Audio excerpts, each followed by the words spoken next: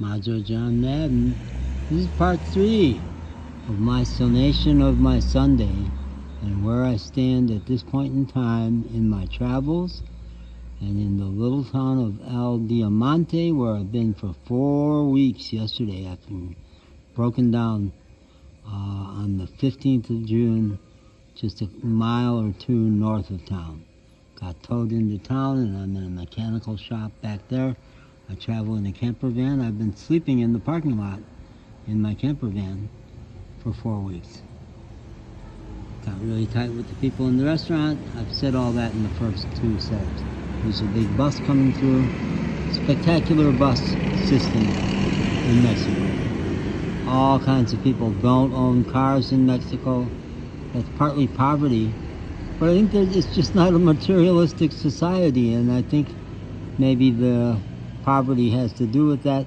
The indigenous quality of so many people here. They're not into progress, not middle class, not keeping up with the Joneses, not judging themselves according to how nice their car is. So I think in many ways that's a really lovely model. And so lots of taxis and lots of motorcycles and motor scooters and tiny cars and old cars. See a lot of cars driving the roads in Mexico that would have been retired by now in the U.S. So I'm building towards describing my day and why my day was so spectacular and so intense and has left me so exhausted. But there's a piece that I was about to leave out of my summation of where I'm at in my travels and in my life. And I left it out because I do leave it out. I don't tell people about it. I've made a stab at telling the people at the restaurant about it just in the last couple of days. But it hasn't really gone anywhere because it's about dogs. And folks in Mexico mostly don't value dogs. Street dogs like Mufafa over here have in some ways a very good life because they have a lot of freedom. But they're not valued and they don't get a lot of love and they're hungry most of the time. Mufafa a lot less now because I've been providing him and one other dog with a good solid meal once a day. And lots of treats off of my meals. Yeah, so the thing about me and dogs that I haven't told any of my friends, I've put the story up on YouTube. Noisy trucks from both directions. I like to shoot my videos off on the side roads because this road obviously gets so noisy. But at night I don't do that. And tonight I'm so tired I can't even stand up. On the 14th, a Thursday, my favorite dog ever, the magical dog Magic, went away, left me. And the story is a lot more complicated than that. The story actually involves a puppy that I adopted day 1 in Mexico, pulled out of the garbage about 100 miles into Mexico. Just couldn't leave him there. He was going to die. I think he was close to death when I picked him out. And over the course of about 4 weeks, he got really great. And then suddenly died. And that was quite traumatic.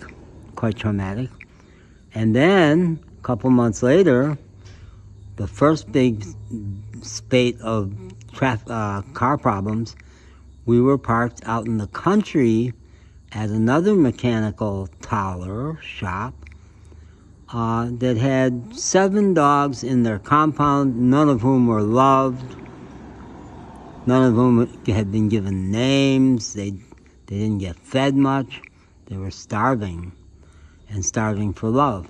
And the most spectacular of those dogs, who I named Bear, his big bear of a dog, attached to me, and I, who really loved dogs and really groomed dogs and turned dogs into really amazing beings, I fell in love with him also.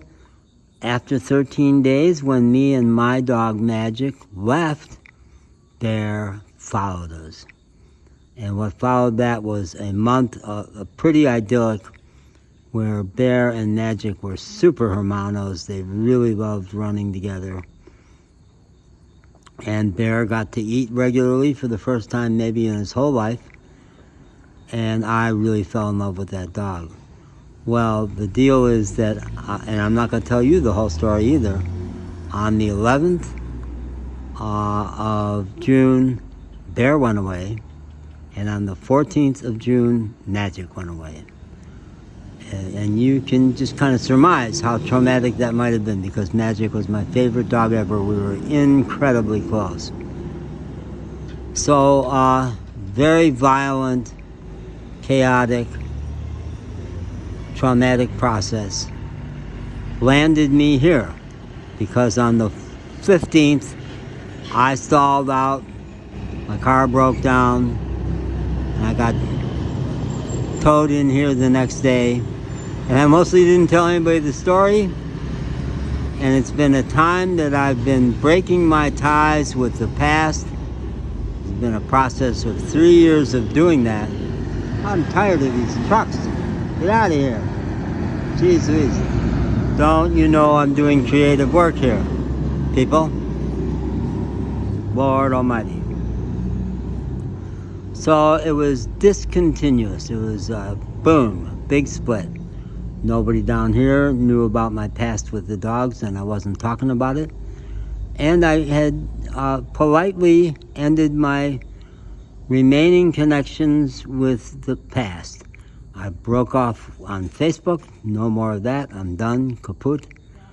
And the 3 individuals that were still following me, who knew me before I took to the road 3 years ago, I said, you know, I'm moving into my future, because I've gone through so many incredible changes in the last 4 years, and nobody from my past really has tracked them. They think they're talking to somebody, and they're actually dealing with somebody quite different. Huge spiritual experience 4 years ago transformed me, and it's something I've been working hard to understand, and nobody else understands. And mostly I don't even talk about it that much, because I know it's beyond people's experience, and they would not know what to do with it. So the 3 people who had been following me the most closely, stepbrother, a long time friend, and a Facebook friend from my church, the 3 of them, I said, you know, I'm not going to initiate towards people from my past. Feel free to initiate if you want to with me, and I'll respond. But otherwise, follow me on TikTok and YouTube. And I am posting a lot of stuff on YouTube, including very graphic videos because I'm kind of a journalist, and I cover stuff as it's happening. So the day that Bear went away on the 11th, there's like 9 videos. You get to see it happen if you want to invest an hour. And the day that Magic went away, similarly, I think like 7 videos. But otherwise, I did put on YouTube a summary that I call The Idiot's Guide to Magic. And in it, basically, I say, if you want the story, it's there in all those other videos. And if you want to talk to me, do your homework and do all that, because you won't understand it even after all that. And I don't feel like telling that horrendous story. So, that's the part of it. So it's been traumatic, and I've done a lot of grieving, but I also have embraced it, because it's clear that I need the freedom, I need the independence. I get so close to the dog in my life that they are like a partner. They become a life partner, my primary. And it's time for me to have humans. Right now I've got all kinds of dogs and a 3-year-old filling that space. But actually the 21-year-old waitress at the restaurant is a candidate for a romantic partner. And it might happen. There's big time chemistry between us. And the next video, I'll talk some more about that. Okay, bye.